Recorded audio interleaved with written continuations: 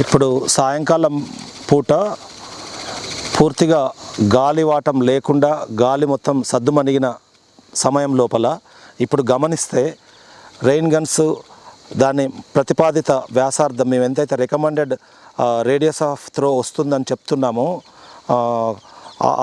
ఆ స్పెసిఫిక్గా మేము చెప్పేటువంటి radius of throw with fine droplets ఎటువంటి గాలివాటానికి లోనవ్వకుండా దూరం పడకుండా టార్గెటెడ్ ఏరియా మీద మంచి వర్షం పడేటువంటి సందర్భం అన్నమాట. ఈ సాయంకాలం పూట ఇలా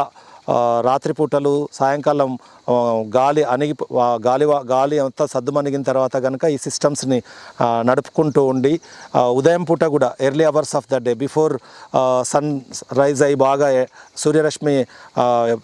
పెరుగుతూ ఉండి ఎండ వేడిమి పెరిగినప్పుడు గాలి మళ్ళీ అరౌండ్ 9 గంటల తర్వాత ఈ గాలి ప్రభావం ఎక్కువ అవుతుంది. అటువంటి టైంలో కాకుండా before 9 AM and after 4 AM 4:30 PM in the evenings 4:30 PM తర్వాత బిఫోర్ 9 AM నైట్ మొత్తం కనుక ఈ సిస్టమ్ని ఆటోమేషన్ చేసి ఇంకా నైట్ పూట మార్చాలంటే వాల్వులు తిప్పాలంటే ప్రాబ్లం అవుతుంది కాబట్టి permanent and automated rain gun irrigation సిస్టమ్స్ని కనుక ఏర్పాటు చేసుకుంటే రైతాంగం ఫస్ట్ ఇన్వెస్ట్మెంట్ క్యాపిటల్ ఇన్వెస్ట్మెంట్ ఎక్కువైనా కూడా నిరంతరం వాళ్ళు ఈ నీటిపారుదల విషయంలో నిశ్చింతగా వారుండి హాయిగా ఒక 25-30 సంవత్సరాలు సజావుగా ఈ సిస్టమ్స్ని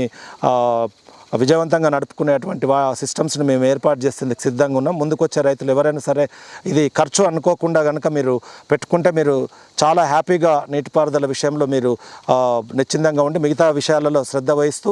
ఈ నీటిపారుదలపై వెచ్చించిన డబ్బును కూడా కేవలం ఒక 3-4 క్రాప్లలోనే తిరిగి రాబట్టుకోవచ్చు. ఏ పంటలు వేసుకున్నా కూడా కేవలం సూపర్ నైపీరియానే కాకుండా మిగతా ఏ పంటలు వేసుకున్నా కూడా ఆరుతడి పంటలు విజయవంతంగా మీరు